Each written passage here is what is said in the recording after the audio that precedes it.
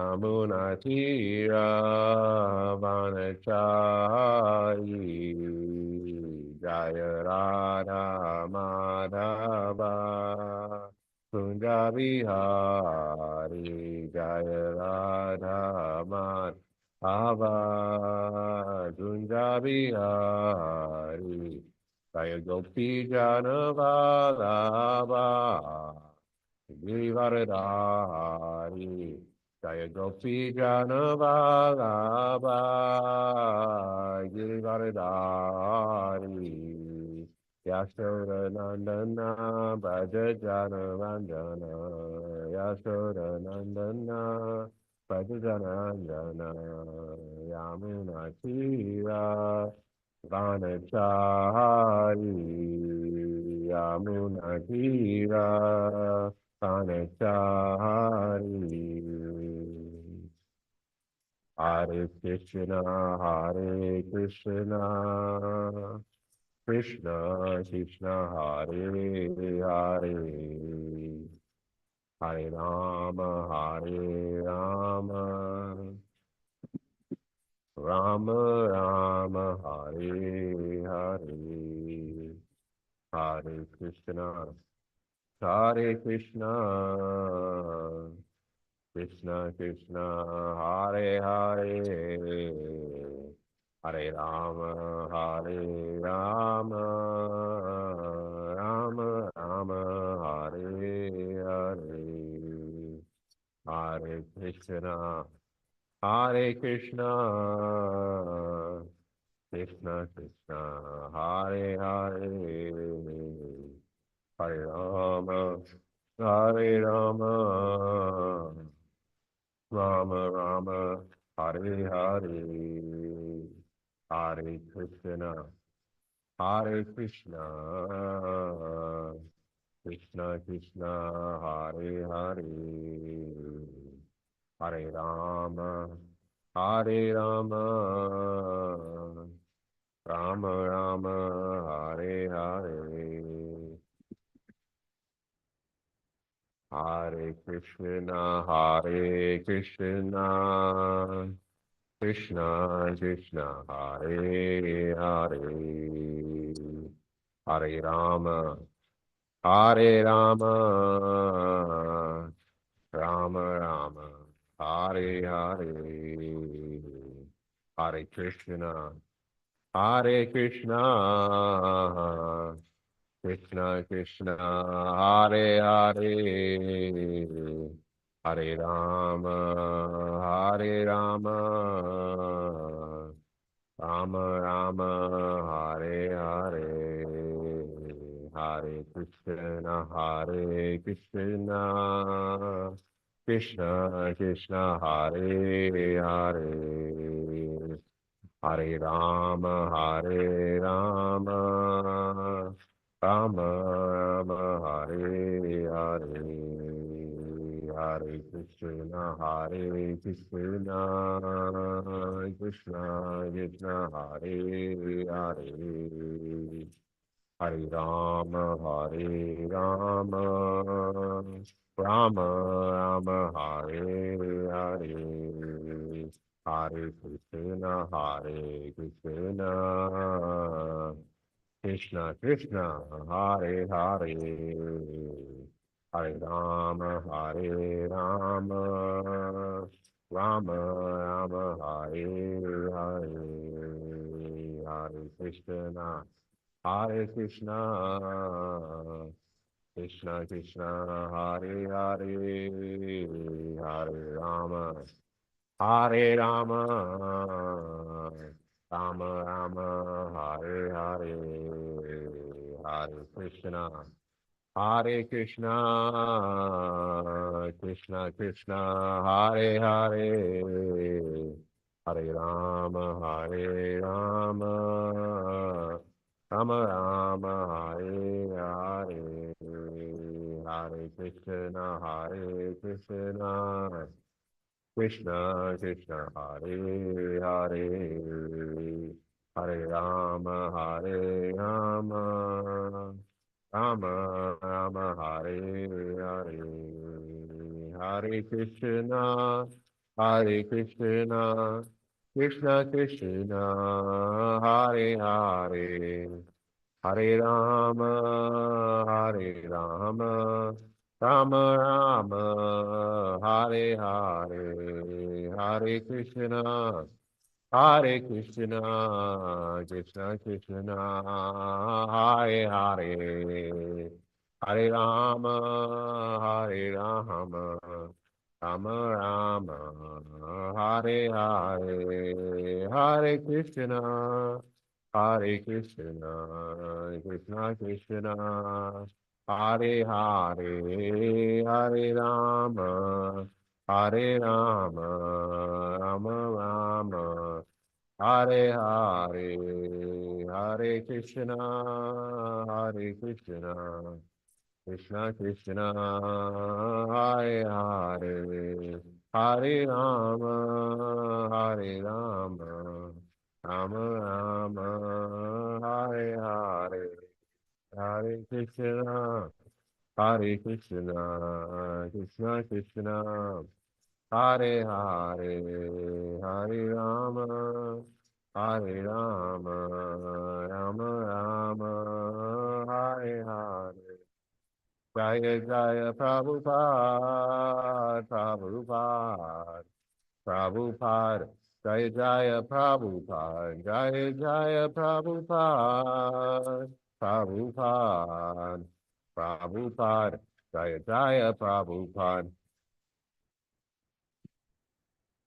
Jam Vishnupada Prahamsa Parijakacharya Ashuta Shata Shri Srimad. His Divine Grace A.C. Bhaktivedanta Swami Maharaj Prabhupada Ki Jai. His confounder Charya Srila Prabhupada Ki Jai. Jam Vishnupada Paramsa Parijakacharya Ashota Shata Shri Srimad. Bhakti Siddhanta Saraswati Goswami Maharaj Prabhupada Ki Jai. Grantaraj Srimad Bhagavatam Ki Jai. Nitai Gaur Pramanande Haribol. Om Namo Bhagavate Vasudevaya. Om Namo Bhagavate Vasudevaya. Om Namo Bhagavate Vasudevaya. Reading from Srimad Bhagavatam, Canto 5, Chapter 18, titled The Residents of Jambudvip Offer Prayers. Texts 34 and 35.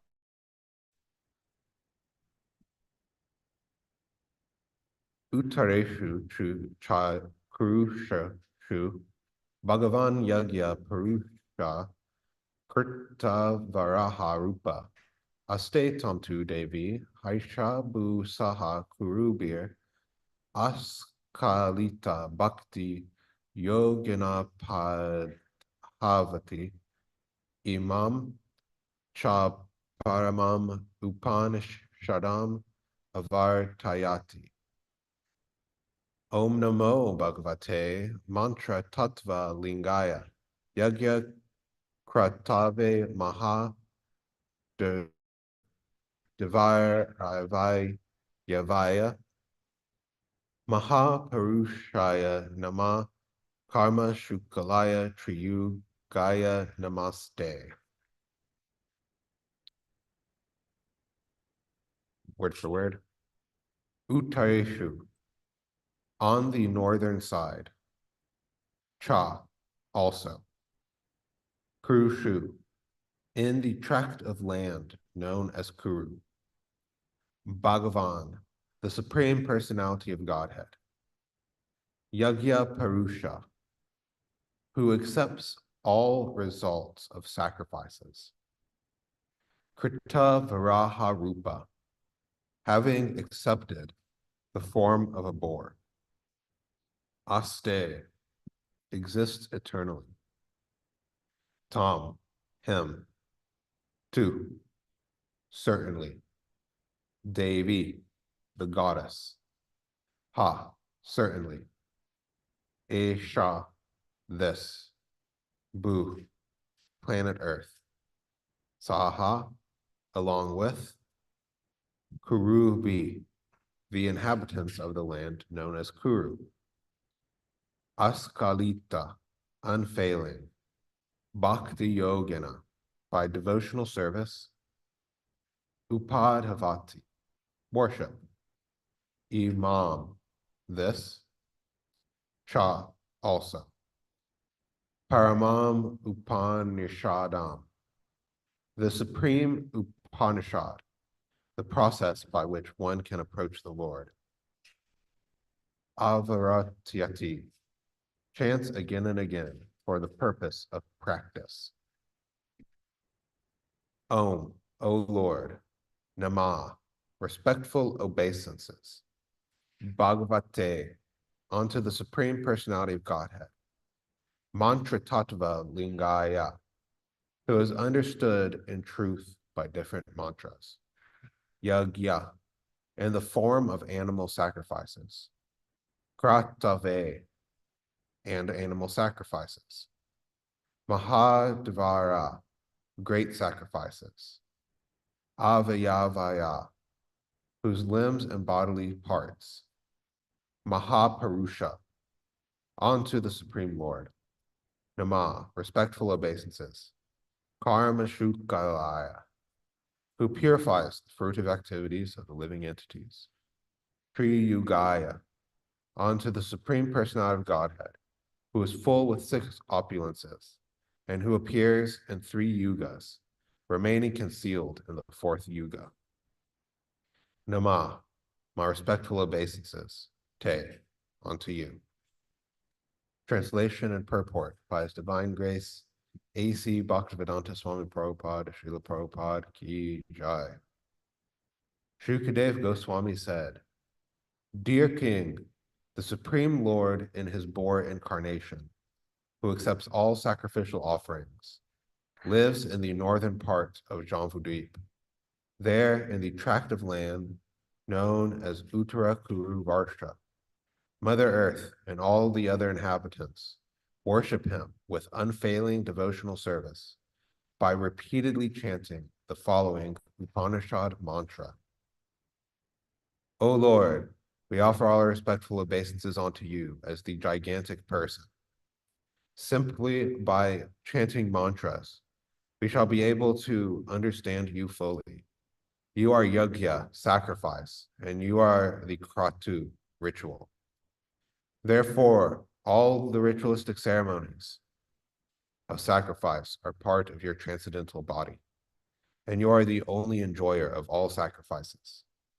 Your form is composed of transcendental goodness.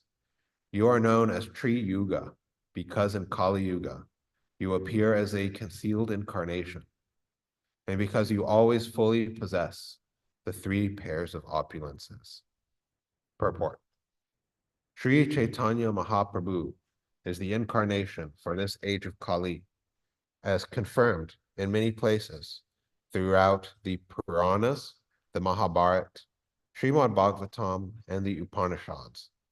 The summary of his appearance is given in Chaitanya Charitamrita as follows.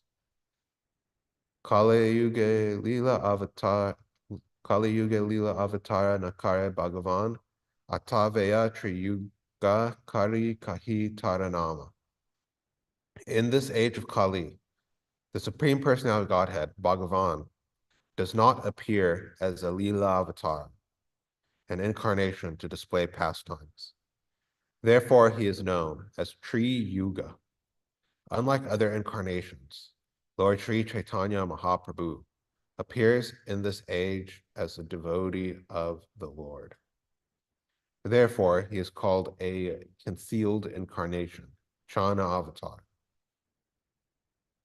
Om Gina Tirmandasya Ginanjana Shalakaya Chakshamli Tamyana Tasmai Shri Guru Ve Namaha. Jai Shri Krishna Chaitanya Prabhu Nityananda Shri Advaita Gadadhara Shri Vasari Gaur Bhaktivinoda. Hare Krishna, Krishna Krishna, Hare Hare, Hare Rama, Rama Rama, Hare Hare. So we are finishing up with this chapter. There's not too many verses left after this, where the residents of Jamvudweep have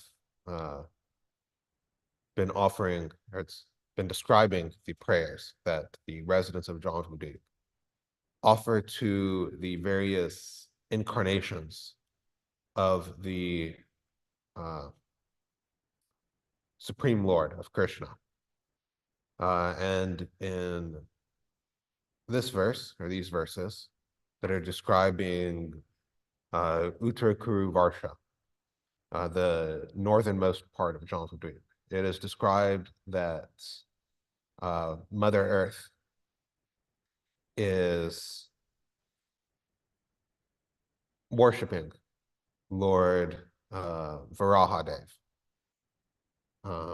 by various mantras. And in other places in the Vedic literature, and we hear a similar situation. Bhumi Devi, the Mother Earth, is not only worshiping Varahadev in Uttara Varsha, but also in the universal covering in the Brihad Bhagavatam as Gopakumar is going through the various universal coverings that surround our universe. He meets the inhabitants there, because there actually are inhabitants in the various coverings around our universe. And in the first one, there is, again, Mother Earth worshiping Varahadev, and then various other entities as Gopakumar continues his journey. But this actually highlights the central view of personalism that is ubiquitous in the Vedic worldview, and is totally lacking. It's totally the opposite in the modern scientific or scientistic worldview. In the Vedic worldview, all of the various natural forces, you could say, of the earth, the heavens, the coverings of the universe, the cosmological scale, all are intimately tied up with personhood, as opposed to the modern viewpoint, where everything is impersonal. It was brought about by the different people say different things, but by some random process, whether it's quantum fluctuation or something like that. And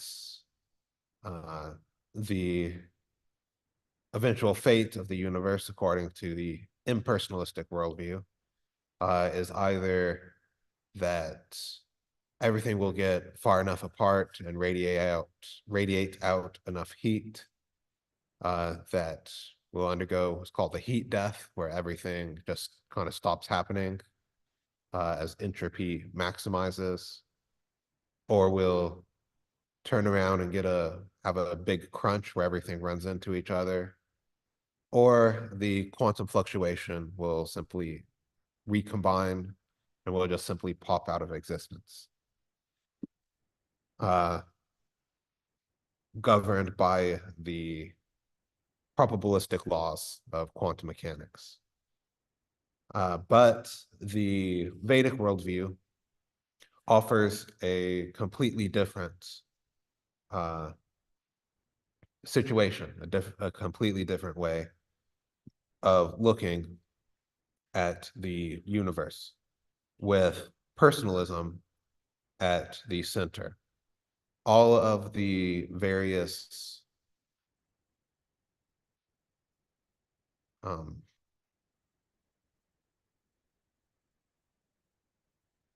forces of nature have a person, which is to say consciousness, uh, behind them. And the and consciousness in this worldview is able to influence uh, the physical manifestations that we see around us. And there is actually scientific evidence that uh, backs this up.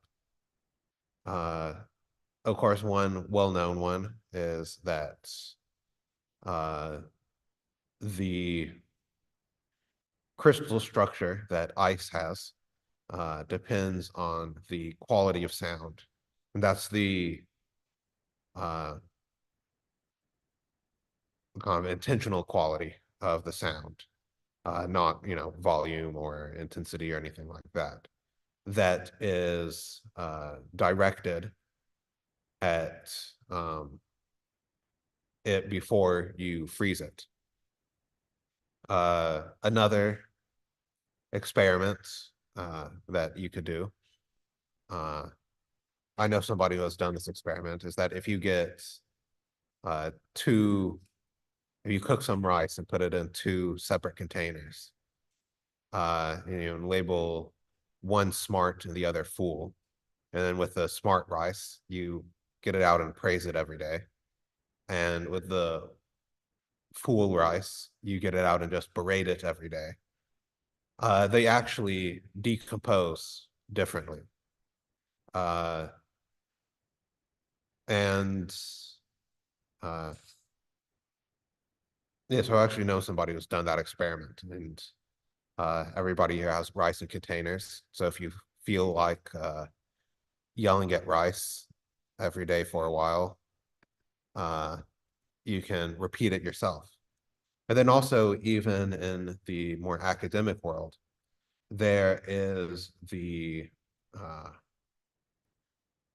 PAIR project, for example, the Princeton Engineering Anomalies Research Lab, where there were various experiments done to determine or to show that actually consciousness can affect probabilistic systems, such as quantum systems, where they brought in um, just test subjects, not, mystic yogis or anything like that. Generally just normal college students, uh, and had them try to influence the outcome of uh, random quantum systems simply by thinking about it. And they found that they could. So this is indications that the Vedic worldview is more correct or more plausible than the scientific worldview that consciousness comes from the brain, uh, which is also kind of ridiculous since there are people with little to no brains that are uh, fully conscious. And I don't mean that as a funny way to take a dig at people who sometimes act unintelligently. I'm talking about literally people with little to no brains. Uh, there's been a lot of work on this, but the kind of the first pioneer of it was Dr. John Lorber, who one time did a brain scan of one of his patients who was complaining of some headaches, and was a honors mathematics student at the University of Dublin, I believe. And when he did this brain scan, he discovered that the student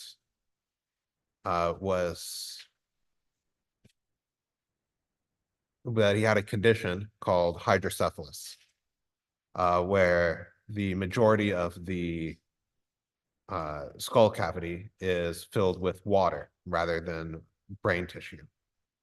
So basically, this student who was functioning normally and doing, very well in his classes, uh, had no brain, which modern neuroscientists would like us to believe is the generator of consciousness. And Dr. Lorber went on to find hundreds of people who had similar stories, that they would be living more or less normal lives,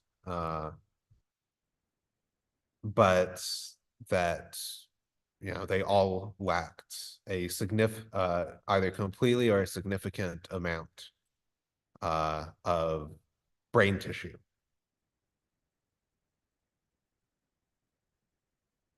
So it seems that, once again, consciousness does not come from the brain, but perhaps the brain comes from consciousness.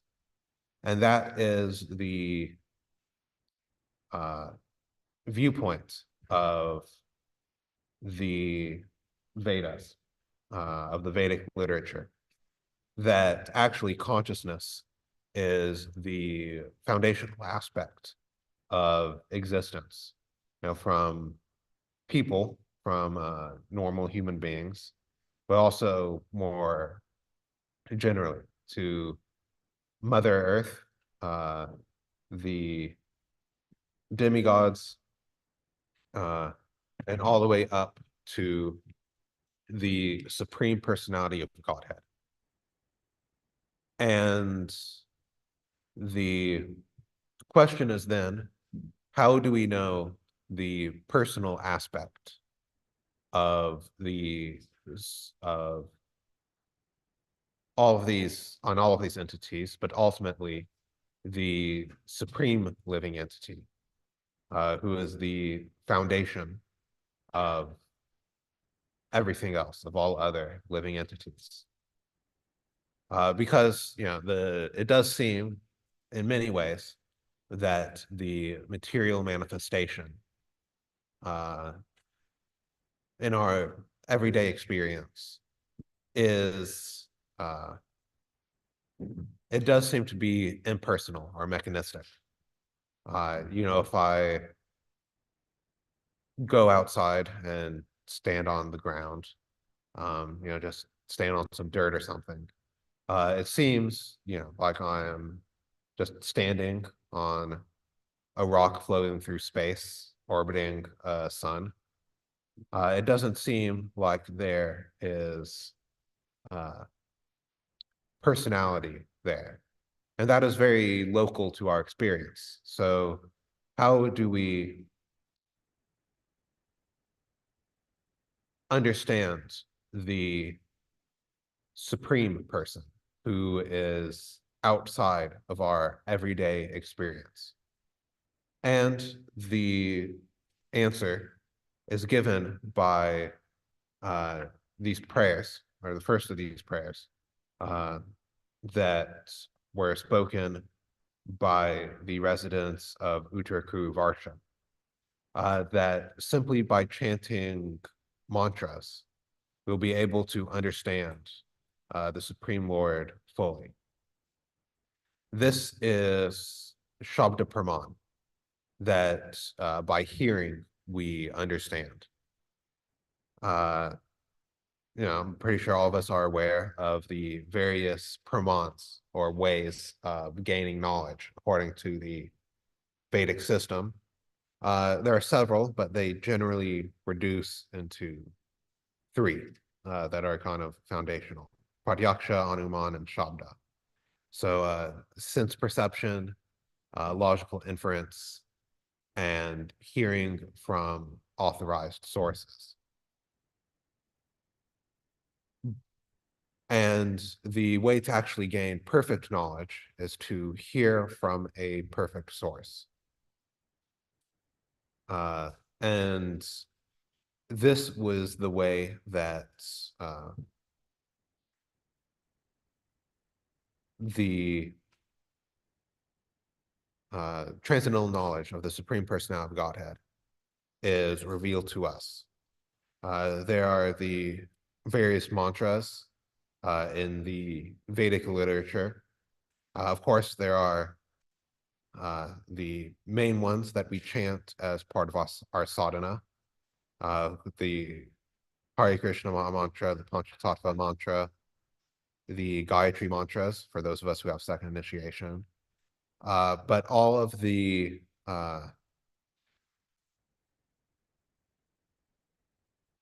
Vedic literatures, all of the Shastras, are also mantras that help us to fully understand the Supreme Personality of Godhead. Actually, it is said that simply by reading Srimad Bhagavatam, one can, if one reads it intensely at the proper level, then one can come to realize the Supreme Personality of Godhead. But one has to read it in parampara. There has to be some connection back to the Supreme Personality of Godhead. And each acharya in the disciplic line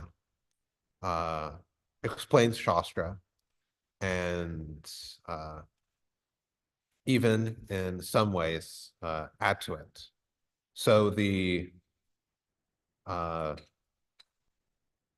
yes, the Srimad Bhagavatam is the our Vedic mantra is meant to understand the Supreme Personality of Godhead.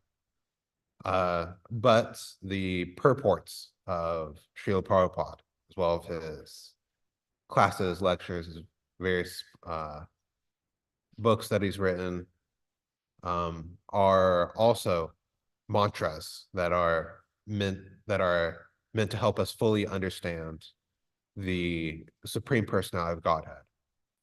And if we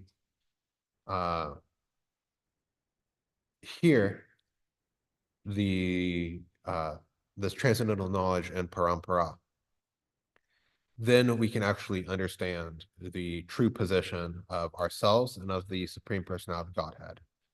Because it is very difficult in Kali Yuga to understand Krishna.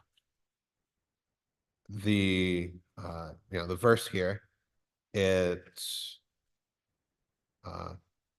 mentions that Krishna is called Tri Yuga, he who appears in 3 yugas, because in Kali Yuga he appears as Lord Chaitanya, that is a covered or concealed incarnation that in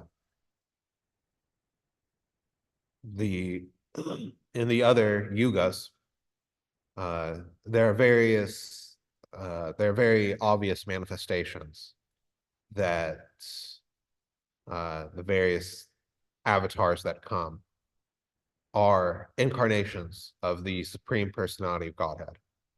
But in Kali Yuga, Lord Chaitanya instead appeared as a devotee of the Lord instead of as the Lord himself.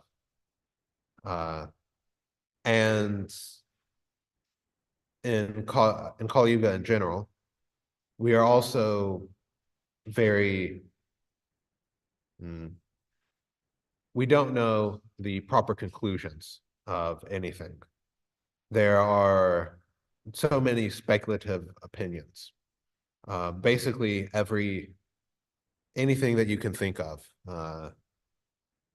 somebody has that as an opinion in Kali Yuga, based on their own mind, their own senses, their own desires. Some philosopher just thinks of some absurd conclusion, and you have millions of people in Kali Yuga saying, "Oh, that is a very good thought. That is very logical and correct, even though it is nothing of the sort." Because our intelligence is not very uh, powerful in Kali Yuga compared to previous ages. So Krishna comes as the mercy incarnation, as the um, Supreme Lord Sri Chaitanya Mahaprabhu, to show us actually how to be devotees.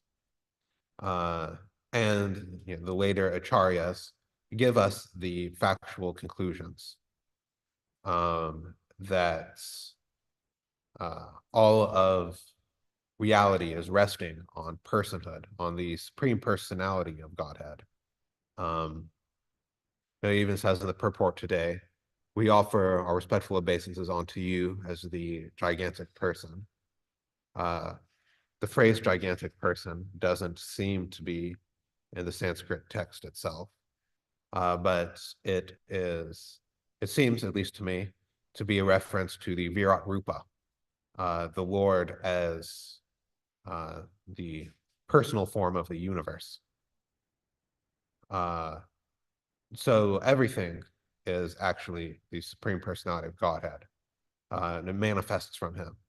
And by following the orders of the spiritual master, hearing and chanting the various mantras that he's given, whether those that are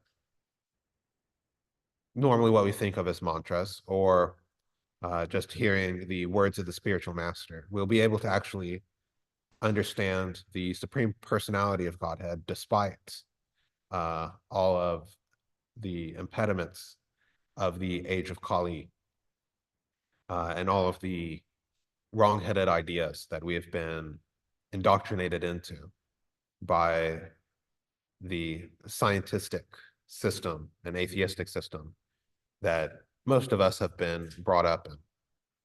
And in doing so, we will actually be able to serve the supreme personality of Godhead, which is the goal of existence. So I'll stop here. Are there any comments, questions, additions, subtractions?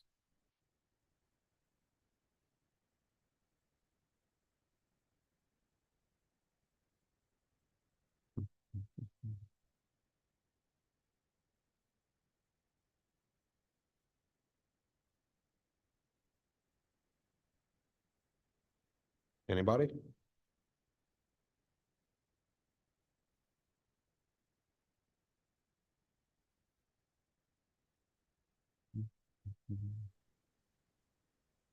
Hare Krishna. Bible. I want to say wonderful, wonderful, wonderful class. Yeah. And I love how you tied in. Yeah, I love how you tied in um, the different thought processes of the scientific world that just does not seem to make sense. Mhm. And we can see that, which is absolutely lovely because we exist far past what the human mind can even perceive and conceive. So I love that you tied that together. Um, yeah, just wonderful class. Really, really, really, really thought provoking. And certain things I'm going to look deeper into, especially that rice experiment. I've heard a lot about that and I've seen other people do it. And, just I might just try it myself as well. Yeah, I know. Person that I know who has done it is Khandidi Prabhu, who's one of the devotees that works with the BI. And yeah, I know he shows pictures of it in his Atma Paradigm lectures. And you can actually see the difference that I wouldn't want to, like, after 4 weeks or something, I still wouldn't want to eat either one. But it's very obvious that which one is the smart rice and which one's the fool rice. Are there any other comments, questions, etc.?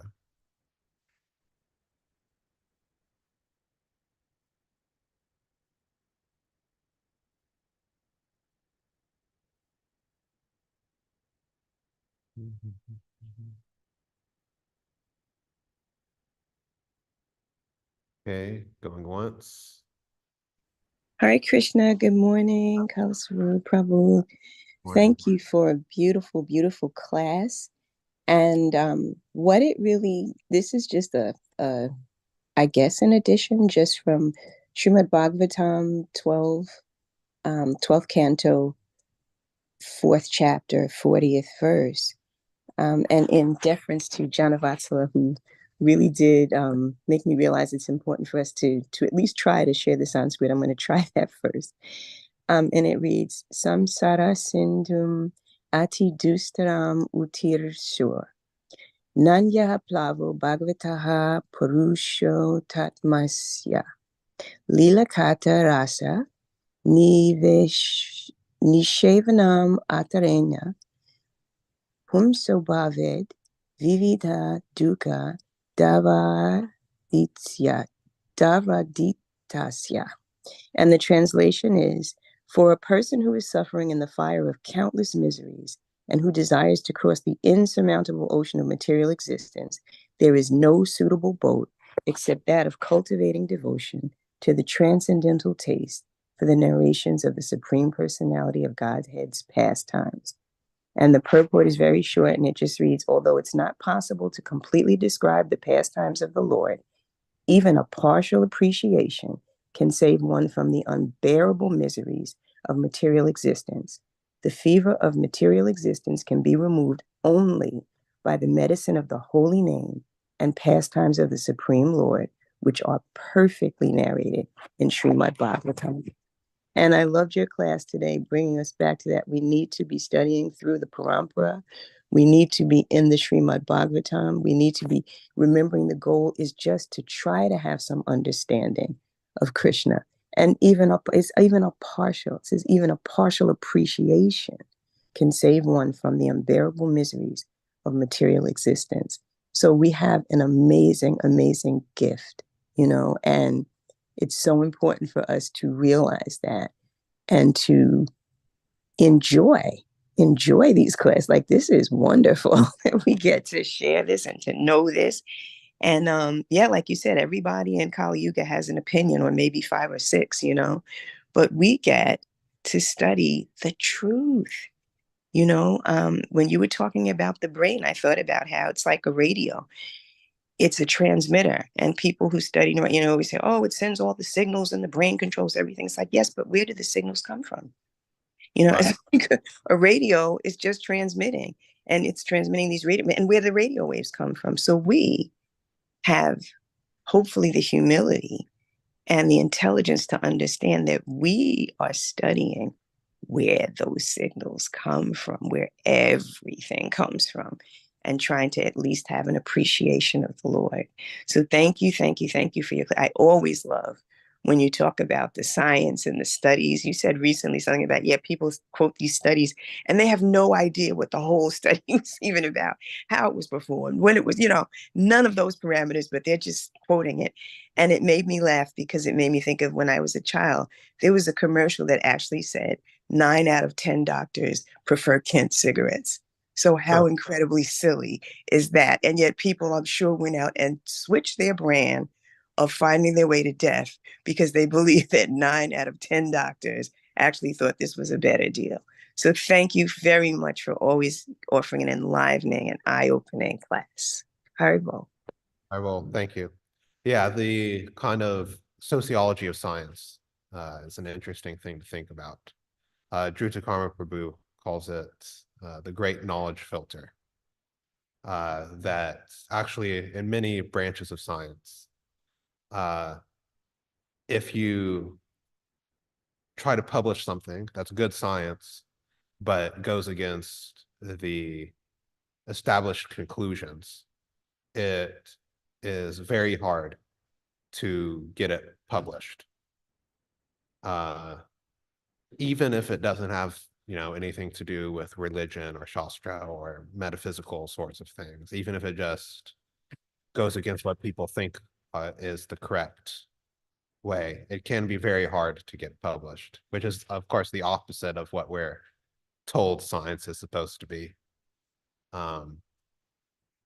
So yeah, people act like scientists are impartial arbiters of truth, but there's a whole sociology to the scientific world.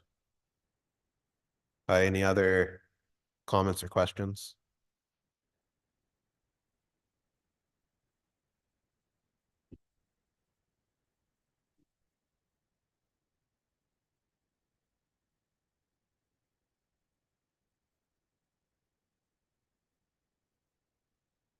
Okay, if nobody has anything, I guess we'll end here.